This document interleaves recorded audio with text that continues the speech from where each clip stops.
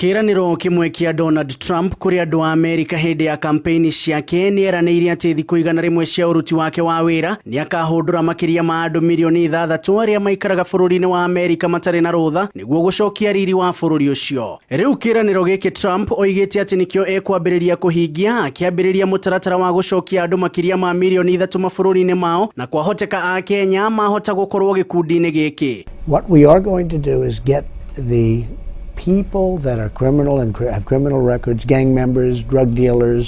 We have a lot of these people, probably 2 million, it could even be 3 million. We're getting them out of our country or we're going to incarcerate, but we're getting them out of our country. They're here illegally. After the border is secured and after everything gets normalized, we're going to make a determination on the people that you're talking about, who are terrific people.